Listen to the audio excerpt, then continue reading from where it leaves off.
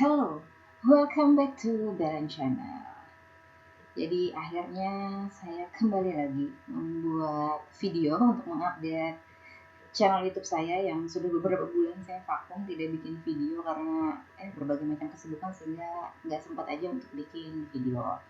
Nah kebetulan karena sekarang perkuliahan harus dilakukan secara online, jadi saya mau tidak mau harus membuatkan kalian video untuk menjelaskan materi ataupun konsep-konsep penting dari pokok bahasan yang harusnya kita sampaikan atau kita lakukan di perkuliahan tatap muka. Oke, baiklah langsung saja.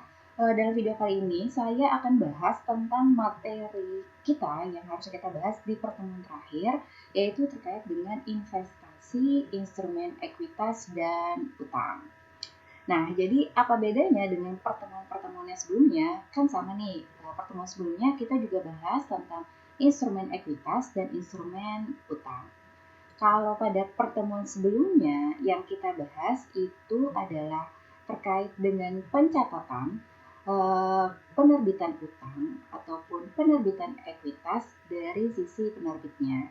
Jadi misalnya ada PTA. PTA menerbitkan surat utang, dia melakukan pinjaman ke bank A, atau PTA menerbitkan obligasi, atau PTA menerbitkan saham. Nah, yang pertemuan sebelumnya kita membahas bagaimana PTA harus melakukan pencatatan ketika mereka melakukan pinjaman ataupun ketika mereka menerbitkan ekuitas. Nah, sekarang apa bedanya dengan yang akan kita bahas pada pertemuan ini? Kalau yang sebelumnya kita membahas bagaimana pencatatan dari sisi PTA, sekarang kita akan bahas bagaimana caranya untuk melakukan pencatatan dari sisi PTB. Kalau misalnya PTB ini dia membeli obligasi yang diterbitkan oleh PTA, atau ketika PTB melakukan pembelian saham yang diterbitkan oleh PTA. Itu bedanya. Kalau yang sebelumnya kita melakukan proses pencatatan akuntansi dari sisi penerbit, nah sekarang ini adalah proses pencatatan akuntansi ketika perusahaan tersebut melakukan investasi, entah itu di surat utang ataupun di saham entitas lainnya. Nah, khusus untuk instrumen investasi di instrumen ekuitas dan utang ini nanti dibahas dalam beberapa PSAK. Oke, lanjut saja kita langsung masuk ke materinya. Oke, yang pertama, ini terkait dengan klasifikasi instrumen keuangan. Jadi, instrumen keuangan ini didefinisikan sebagai kontrak yang bisa menambah aset keuangan, liabilitas keuangan, atau instrumen ekuitas entitas lain. Jadi dalam PSAK 50 dia membagi nih instrumen keuangan dia bagi menjadi ada aset keuangan, liabilitas keuangan, kemudian nanti ada ekuitas. Oke, spesifik yang akan kita bahas ini hanya terkait dengan aset keuangan saja ya. Jadi aset keuangan itu apa sih? Aset keuangan itu bisa berupa kas atau bisa juga berupa instrumen ekuitas entitas lainnya. Jadi contohnya kalau misalnya tadi PTB membeli saham yang diterbitkan oleh PTA, maka itu termasuk dalam komponen aset keuangan bagi PTB-nya. Atau contoh aset keuangan lainnya adalah hak kontraktual. Hak kontraktual ini bisa hak untuk menagih, bisa dalam bentuk piutang, bisa dalam bentuk wesel, atau bisa juga dalam bentuk tadi misalnya PTB membeli obligasi yang diterbitkan oleh PTA, maka dia mempunyai hak kontraktual untuk bisa menagihkan atau bisa menerima sumber daya lainnya atas instrumen keuangan tersebut. Atau contoh lain lagi adalah kontrak yang diselesaikan dengan instrumen ekuitas entitas. Ini yang masuk dalam komponen aset keuangan. Jadi aset keuangan nih biasanya produk-produknya macam-macam ya. Bisa sebagian besar produknya itu berupa surat berharga ya. Selanjutnya next ya. Nah, ini adalah beberapa standar akuntansi yang dipakai untuk mencatat terkait dengan transaksi instrumen keuangan. Kita langsung saja ke bagian revisi terakhir ya. Jadi sebelumnya sampai dengan tahun 2014 kita menggunakan PSAK 50, 55, dan 60 untuk proses pencatatan instrumen keuangan. Nah, sekarang efektif per 1 Januari 2020 untuk instrumen keuangan khususnya terkait dengan pengakuan dan pengukuran sekarang sudah diatur di PSAK 71. Jadi PSAK 71 ini menggantikan PSAK 55. Namun belum sepenuhnya menggantikan ya, karena masih ada beberapa transaksi yang memang harus masih menggunakan PSAK 55. Oke, jadi sekarang perusahaan-perusahaan sudah mulai harus mencatat instrumen keuangan mereka berdasarkan PSAK 71. Oke, nah ini adalah klasifikasi instrumen keuangan di PSAK 55 ya. Jadi sebelumnya dan yang dipakai di dalam buku teks kalian itu masih merujuk ke PSAK 55 ya. Jadi dalam PSAK 55 dia mengklasifikasi instrumen keuangan tuh ada 5. Ada aset keuangan, liabilitas keuangan, instrumen ekuitas, instrumen derivatif, dan instrumen lindung nilai. Ya, karena tadi seperti yang saya bilang kita cuma spesifik membahas aset keuangan. Jadi di dalam PSAK 55 nantinya si aset keuangan ini akan diklasifikasi menjadi 4. Ada aset keuangan yang diukur pada nilai wajar melalui laporan laba rugi, ada investasi yang dimiliki hingga jatuh tempo, kemudian ada lagi pinjaman diberikan dan piutang, dan yang terakhir adalah aset keuangan tersedia untuk dijual. Nah, ini adalah yang diatur dalam PSAK 55. Namun karena sekarang yang digunakan adalah PSAK 71, nanti di slide berikutnya akan kita bahas perbedaan signifikan apa yang ada di dalam PSAK 55 dan di PSAK 71. Nah, sebelum kita bahas spesifik nanti bagaimana pencatatan terkait dengan investasi di instrumen ekuitas ataupun di instrumen utang. Nah, sekarang saya akan bahas dulu terkait khusus untuk investasi di instrumen ekuitas. Jadi, kalau ada satu perusahaan investasi di saham perusahaan lainnya, nah ini harus menggunakan skema yang ini dulu. Jadi harus diidentifikasi dulu. Jadi khusus untuk instrumen ekuitas ketika kita melakukan investasi, yang pertama harus kita lakukan adalah kita mengidentifikasi dulu seberapa besar kepemilikan kita di perusahaan tersebut dan seberapa besar tingkat pengaruh yang kita miliki di perusahaan tersebut. Contohnya tadi ketika PTB membeli saham yang diterbitkan oleh PTA. Jadi PTB harus mengidentifikasi dulu apakah investasi atau saham yang dia miliki di PTA menyebabkan dia punya pengaruh yang signifikan atau tidak, atau menyebabkan dia punya pengendalian atau tidak di PTA. Nah, hal ini perlu dilakukan dulu di awal supaya nanti ketika proses pencatatan kita tahu metode mana yang akan kita pakai untuk mencatat investasi tersebut. Nah, jadi yang pertama, kalau misalnya investasi PTB di PTA tidak menghasilkan pengaruh yang signifikan, atau kalau misalnya persentase kepemilikannya lebih kurang 20%, maka investasi tersebut harus dicatat dengan menggunakan metode nilai wajar yang diatur di dalam PSAK 50, 55, 60, dan sekarang juga ada PSAK 71. Itu yang pertama. Atau kalau misalnya yang terjadi adalah ketika PTB melakukan investasi di PTA menyebabkan PTB punya pengaruh yang signifikan di PTA, maka nanti pencatatan atas investasinya harus menggunakan metode ekuitas yang diatur di dalam PSAK 15, yaitu investasi di entitas asosiasi.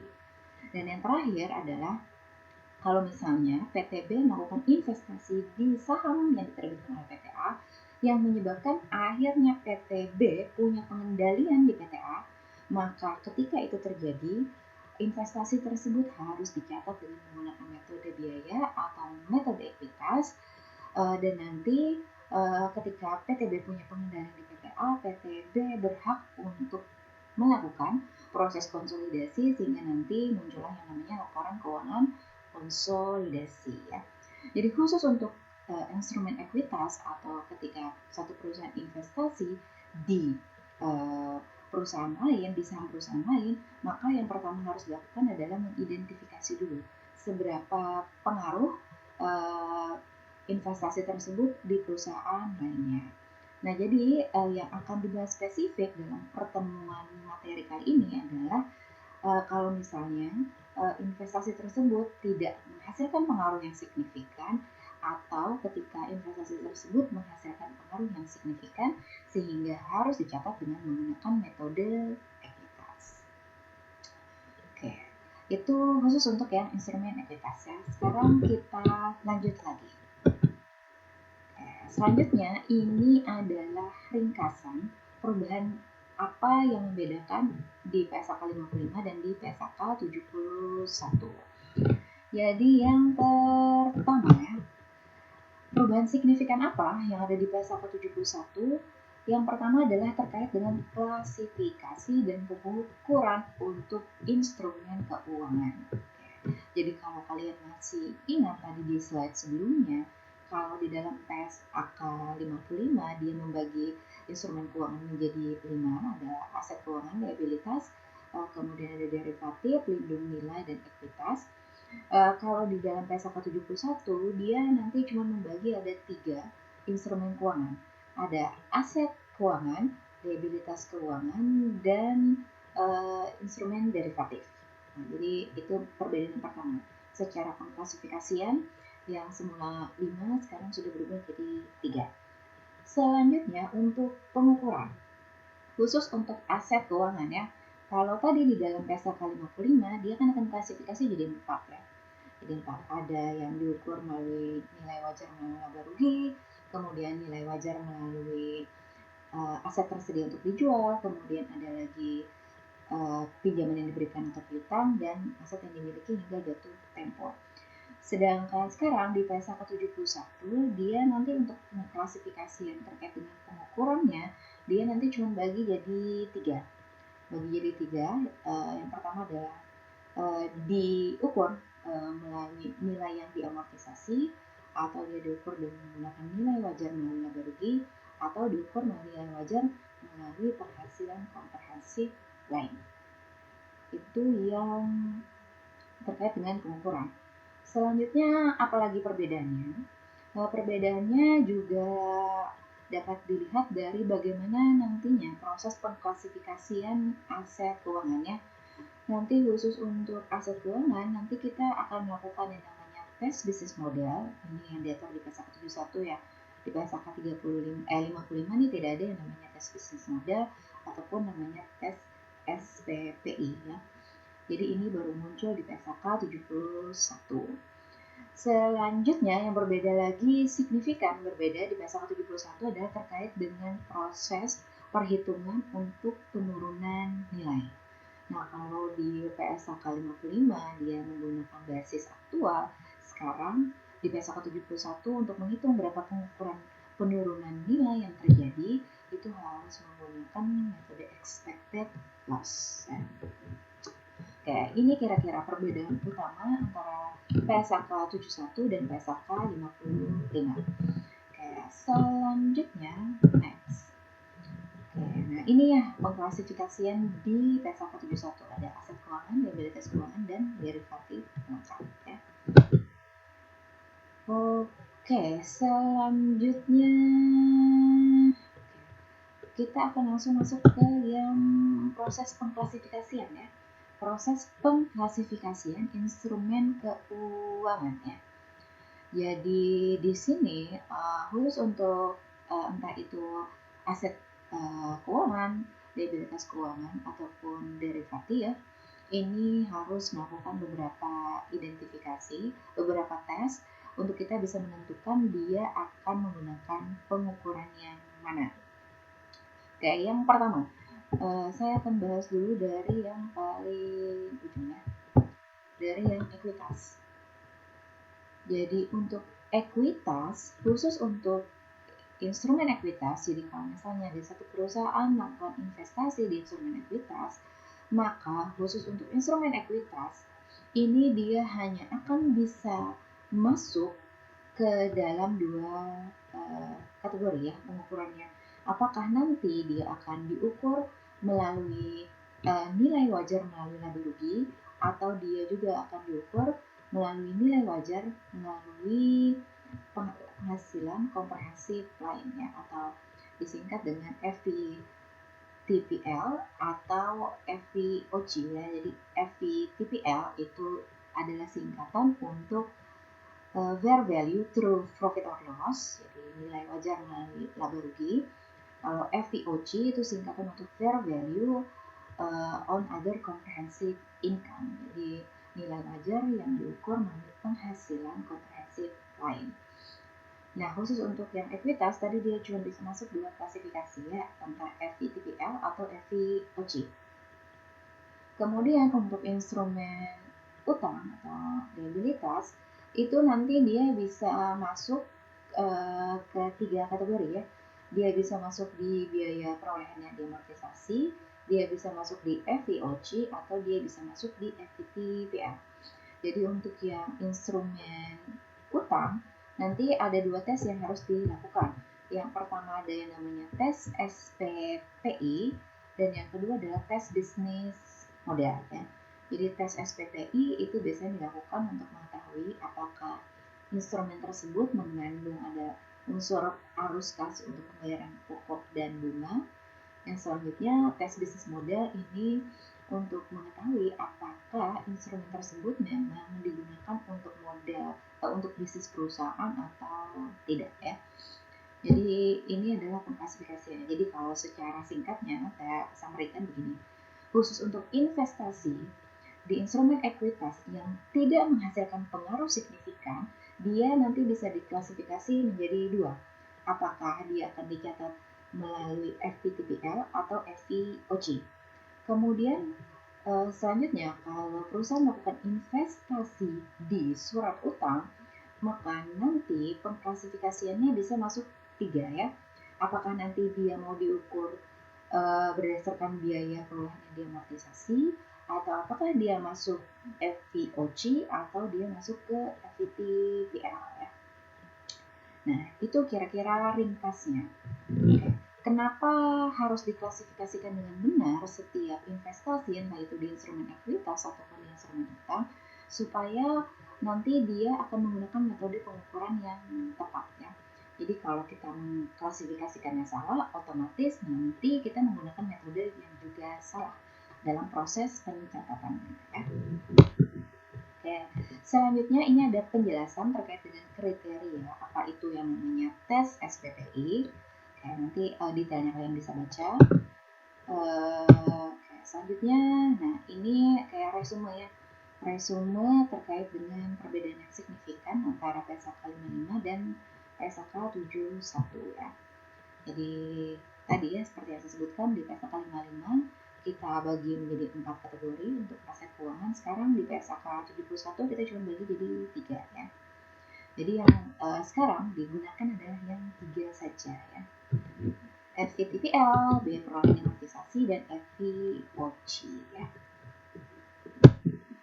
Oke, nah ini terkait dengan opsi pemilihan ketika kita memilih untuk menggunakan FVTPL, FVOC, dan seterusnya ya.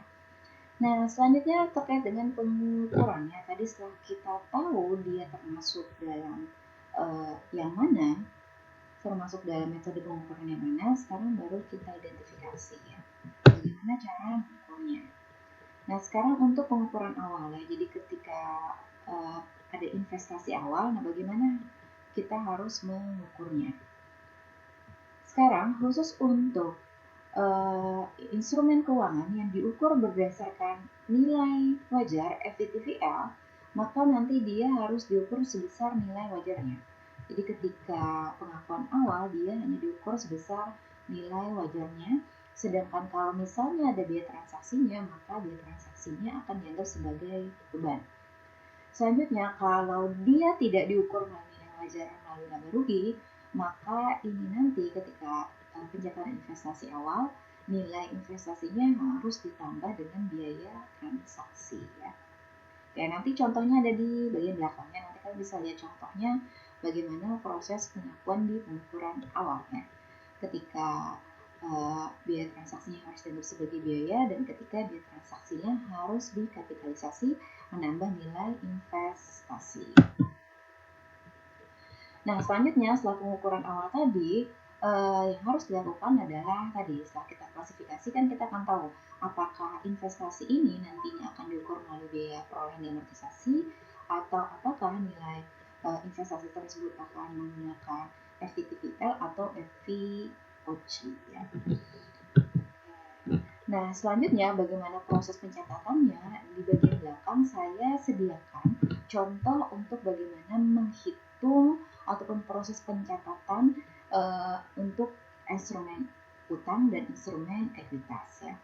Nah, sekarang saya akan jelaskan terkait dengan konsep penurunan nilai ya. Jadi secara singkatnya apa yang berbeda antara PSAK 55 dan PSAK 71? Oke, jadi sebelum saya bahas tentang program PSAK ya.